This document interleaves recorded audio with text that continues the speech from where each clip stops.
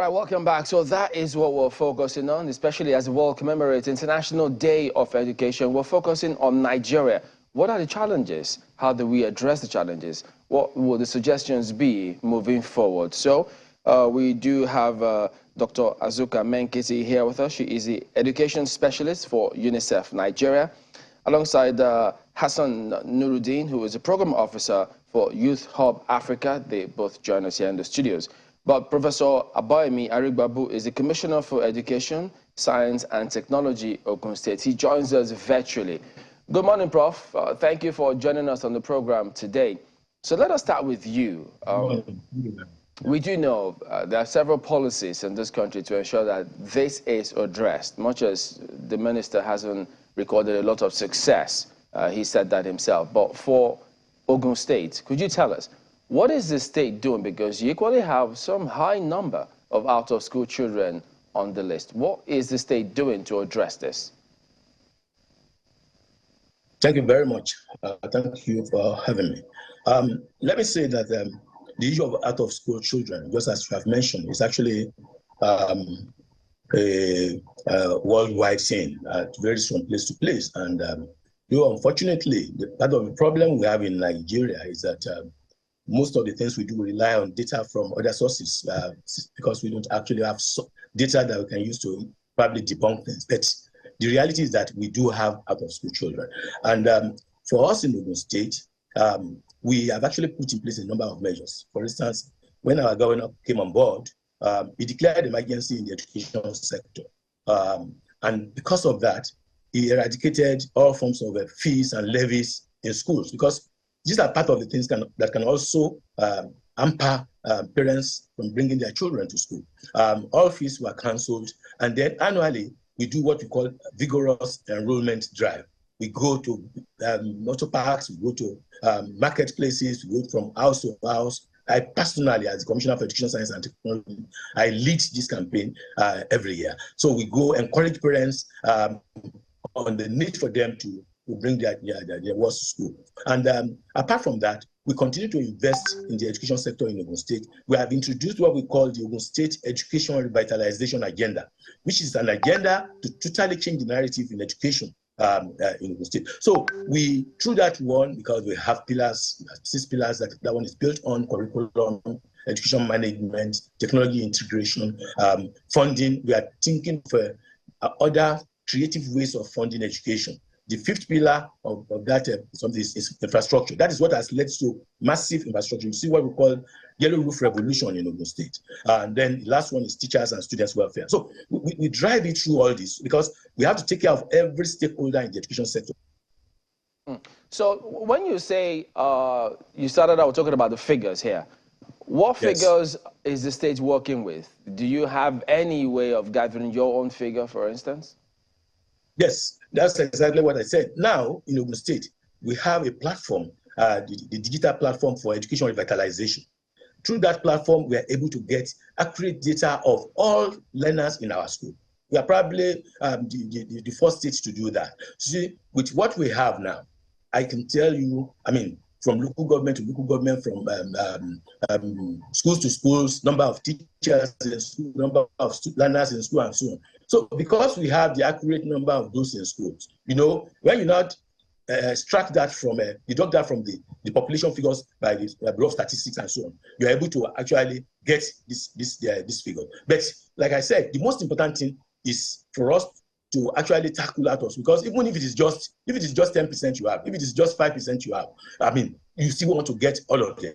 And according to universal basic education law, it is compulsory to give education to children for the first 9 years. Yes, Prof. We'll come to all of those as we progress. For the first 9 years. But and so, what figures are you working with? Because you need to measure progress and how your policy is succeeding. So what figures do you have for the state? Good. Now in the state, we have done this what do you call it? We have done our own calculations, and we know the children in school. That's what I said. The children in school. You know, we can talk about those who are in school, but the out-of-school children. How many out-of-school children do we have, Prof, for Ogun State? Well, like I said, we are using the figure given by other people. For us to be able to get the out-of-school children, we have to extract just what we have in school from the figure of the National Bureau of Statistics. According to the Bureau of Statistics, they say we have 27%. This is about 730,000 students, out-of-school children. Do you agree with that? Well, you cannot say you don't agree with something until you actually put your own into the public domain. So since you don't have your figures, we'll work with that. That's the standard figure at the moment. All right. Let me bring it back to the studio. Oh, Hassan, how is Youth Hub involved in this? So Youth Hub is a non-profit organization that works around education, most especially basic education.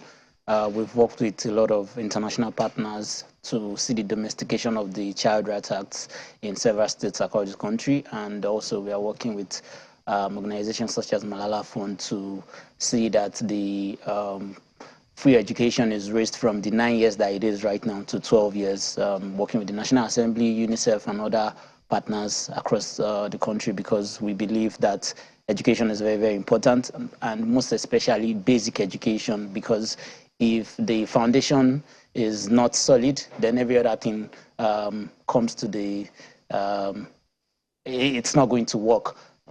Just like we've seen in the video there are about 20 million out-of-school Nigerian children, and that's like 10% of our population.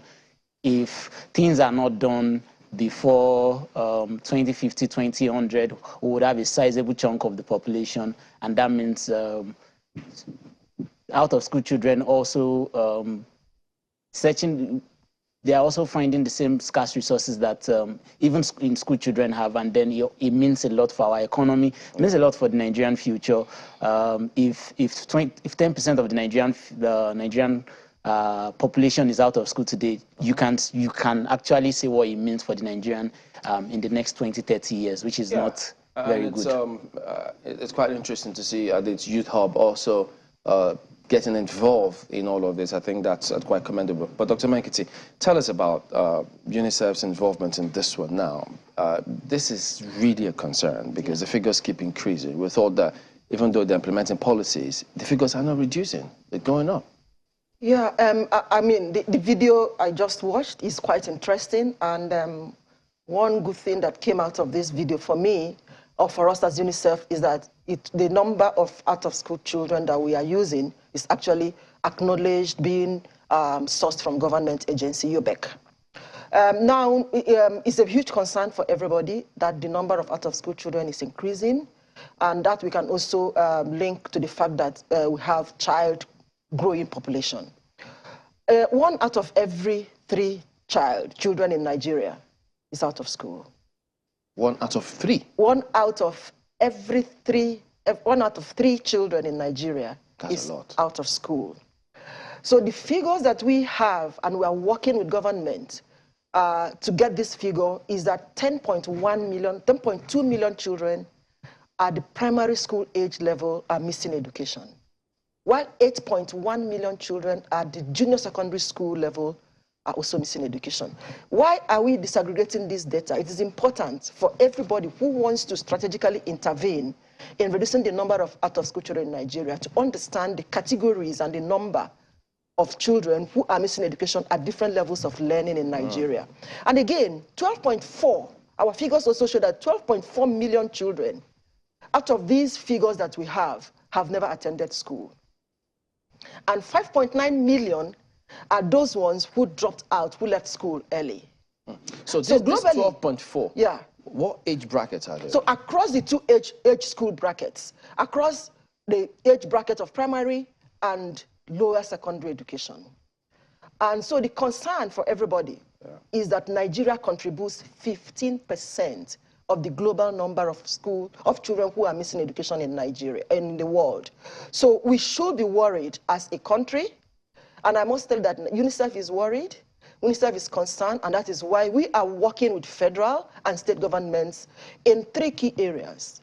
Reducing the number of out-of-school children, because all of these areas are linked. Both learning and access are linked in contributing to the number of children who are missing education. So for us as UNICEF, we are working with government at the federal and state levels to transform education and also stop learning crisis. As long as we don't address learning crisis, out-of-school children will continue to increase. So for us, the first intervention that we are putting on the table for government, and we've been working with government to address, is reducing the number of out-of-school children. First of all, we are supporting government to provide safe, secured, and violence-free learning environments, both for formal and non-formal learning settings. We also engage with communities. I heard the professor talking about enrollment drive activities. We engage with communities because we need to address social norms and gender issues that contribute to the number of children who are missing education. So we engage with communities, we work with traditional institutions at the highest level of traditional authority, at the communities, and especially in northern Nigeria. So we engage with communities to address those social norms and cultural practices that actually inhibit access to education for children. So what are the basic things that you look out for to address the learning crisis, for instance? Well, what is learning crisis? Why are we talking about learning crisis, and why do people talk about learning poverty? In Nigeria, 70% of children between the age of 6 and 10 years old are not able to read simple sentence and understand it, are not able to even solve the simplest mathematical problems. So it's obvious that we're in a learning crisis. And all of these are intertwined, are connected when we discuss the issues of out-of-school children. So for UNICEF, the second aspect of work that we do, apart from supporting government and local institutions to reduce the number of out-of-school children, we're also working to improve learning outcome, because they're all connected. And what do we do in supporting this, making sure that we improve learning outcome? We support expand access to early childhood education, because learning starts from childhood. So we support by expanding learning access to learning for early childhood education. We scale up foundational literacy and numeracy programs. We also support digital skills and life skills and employability skills to ensure that while children are in school, they're able to seamlessly move from school to work. The third part, which is very critical for us, is increasing public financing, increasing domestic financing for education. Currently, we have seen that the trend of education budget is about between 8% to 10%. 2023 budget shows some reasonable increase in terms of allocation and in terms of absolute figures and percentage points for the percentage of education, education percentage within the federal budget.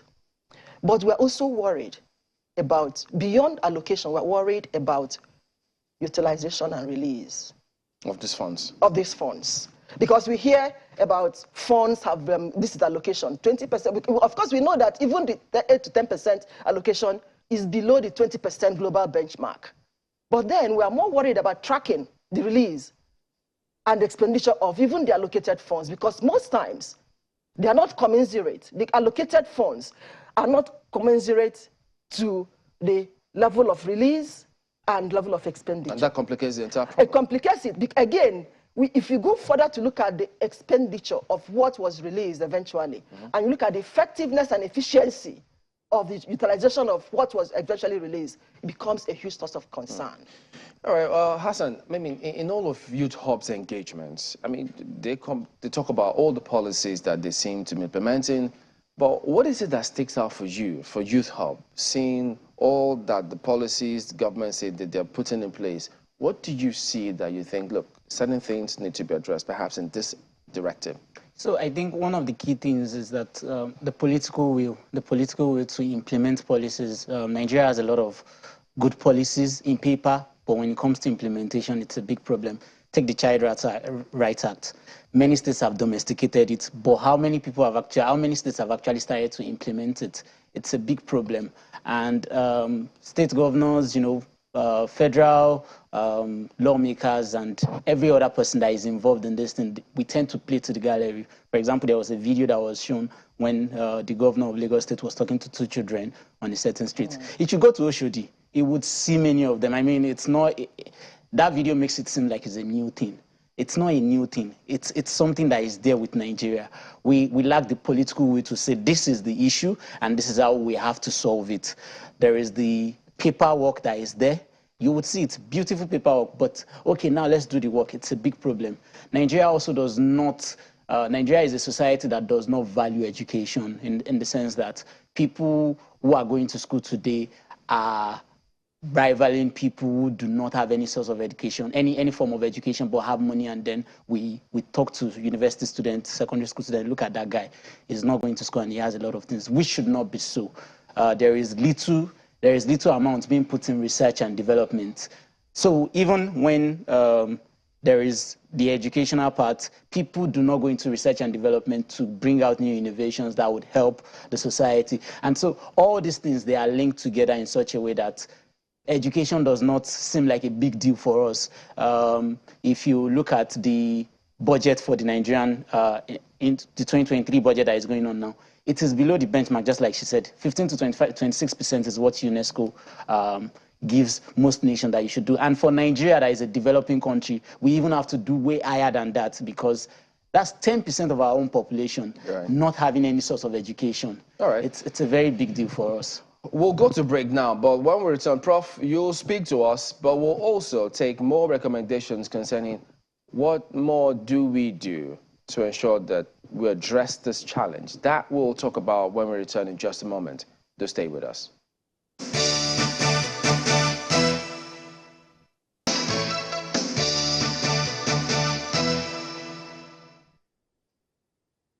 Welcome back. Let's get back to Professor Arigbabu, the Commissioner for Education in Ogun State, who joins us virtually. Prof, so tell us, what targets, does the state have any targets to ensure that, look, between so and so time, we want to ensure that we get this amount of children back into the schools and then move further from there? Thank you very much. Like I told you, well, that was why I didn't talk about this issue of figure, because it doesn't matter even if you just have maybe 5% or 10%. Our target is to make sure we don't rest until we get all children of school age into school. Ages 6 to 18, that should be in school, should be in school. Now, the other thing is that because of the need to ensure that we encourage parents to bring their boys to school and then even maybe civil servants and so on, all our primary schools, in the past, what you have is primary schools where you can only take children of age 6 to school. But now, all our schools have the nursery, that is the early childhood center, attached to them. So you see that you have changed all our primary schools such that you can start bringing your children to school right from age 2, 3, so that by the time they will be getting to age 6, you know, they're already part of the school system. They're already mentally set for education. So it's a matter of just transiting smoothly. So that's one of the strategies. And like I told you, parents have to be encouraged. The tendency is for people to say that a state where we pride ourselves as the education capital of Nigeria, where education started and so on, and you just go and rest on your ass.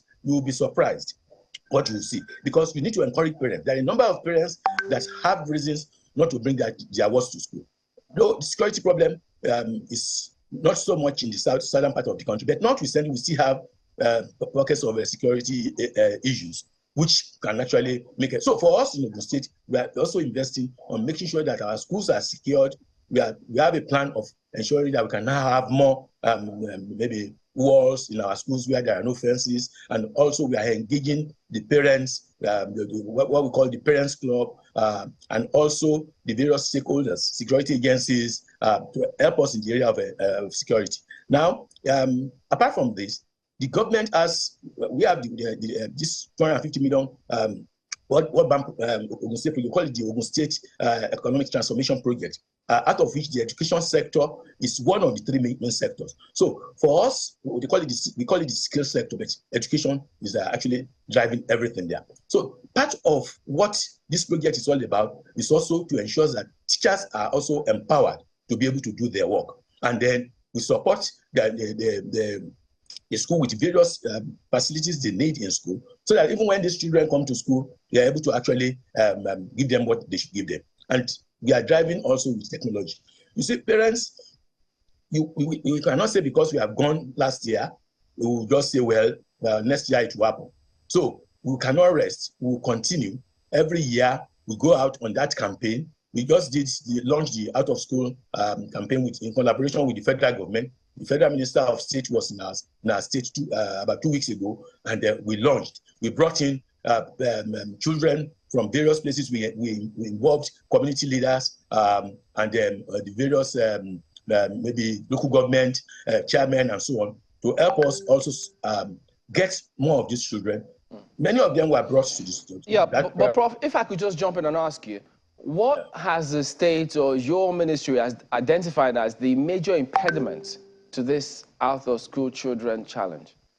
Yes, that's what I told you, that for us, ordinarily, you think, if you know about Ogun State, you will say, well, maybe we don't have that type of problem. But every state has out-of-school children, because as parents continue to have children every year, definitely we are adding to school-age population. We are doing enrollment drive vigorously. We are also, I said, we have turned all our primary schools to also have the early childhood centers, which means children can start coming to school even before age 6. Because if you wait till age 6, you don't know whether some of those ones that you even want to bring might not even be willing. But if you have captured them even from age 3 and so on, 2, 3, and they are already in school, it is part of it. So they will just transit easily. We're just trying to identify what the challenges are, such that, I mean, if people know what these concerns are, what the challenges are, everyone can lend a hand to ensure that we address this. That's why we ask some of these questions. But let me bring it back to the studios here. Well, several programs and plans are actually out there. Different agencies talk about different things. And there's this particular one which the government say they committed about 220 billion in 2020 to ensure a facility they say they got from the World Bank, actually. I think it's the BETSA program. And that BETSA program was said to have increased access for out-of-school children. I think they said they got about, I think it was about in 17 states. That project was implemented in 17 states, but it facilitated the enrollment of 1 million out-of-school children. So you would have thought that this will have a lot more impact, but this program, alongside several other programs, why is it that this program don't seem to achieve the kind of results that many expect? Well, I'm not in a position to assess BESDA or to discuss BESDA, because BESDA is a World Bank supported program. But I must say that there are pockets of programs and interventions that are making some little progress and achievements. Just like UNICEF supported about 6 states to implement the girls' education program, focusing on girls' education, and it ran for 10 years. And at the end of that program, we were able to bring more than 1 million girls into school. But still, we also have more children who are not in school. You were asking Prof about what are the key contributors to the huge number of children that are missing education in Nigeria. UNICEF has conducted several surveys and several researches, and we have come to appreciate the fact that there are very key driving factors. And one of the biggest factors is poverty. So you see that if poverty is one of the biggest factors for the number of children who are missing education, then it's a huge problem for us in Nigeria. Now we have more people out very good, very well. Poor. And reports have shown that because of poverty, about 43% of children are forced into child labor. And when we talk about poverty in the education sector, we are looking at the direct and indirect cost of education. What are those things that require some financial resources to keep a child in school?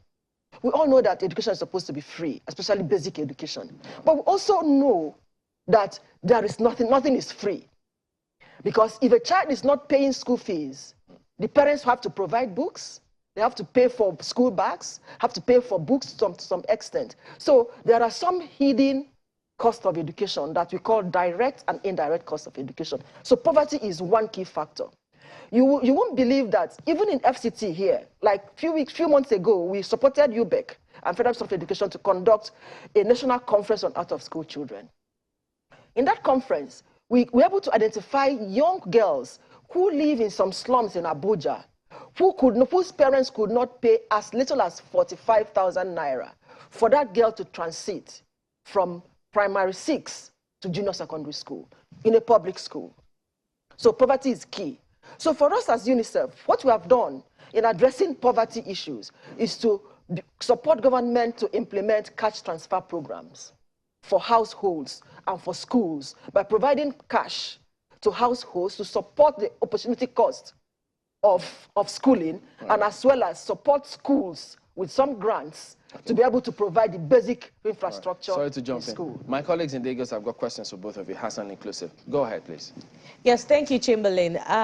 Just, following your train of thought, Dr. Menkissi, look at Kano State, for instance, on that NBS statistics, and Lagos. You would think that states like Zamfara, Katsina, and the others in the northwest besieged by banditry would have a higher number of out-of-school children because of insecurity and other related issues. But states like Lagos and Kano have very high number of out-of-school children. What are the social factors that you think are fueling this, besides poverty?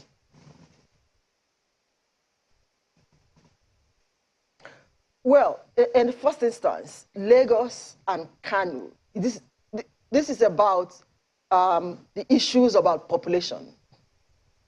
So if you look at the population of Lagos State and population of Kano, and relative number and percentage of children within these states, and that is why in absolute figures, we have more children who are missing education in these states when you compare to states like Zamfara State. But when you look at the total percentage across, within these states, across the number of children and population of that state, you recognize that the states where we have issues of safety and security are also dealing seriously with issues of out-of-school children. Zamfara State is one of the states with the highest number of out-of-school children, relatively in terms of in relation to the population of people who live in those states. So apart from poverty, security and safety has become another serious concern, another serious factor that is actually affecting the number of children who are missing education. So my dear sister, in terms of absolute figures, you agree with me that Lagos and Kano have high population, and so by implication, they're likely to have more children in terms of absolute figures who are missing education as compared to those states that have for a lower number of population and also children population in those states. I wanted also to mention that issues around, apart from poverty and the safety and security that you have just mentioned, the issues around social and gender norms is a serious factor. There are some cultural practices that actually impede on access to education, both for boys and girls, but especially for girls. And it runs across the country. You see, the fact is that we keep thinking that because we are dealing with issues of some religious issues in the north, across the country, we are dealing with some social cultural practices, both in the south and in the north, that impede on access to education, especially for transition to junior secondary school for girls. Okay, just quickly, Hassan, so could you tell us what you'd like to see moving forward to address this?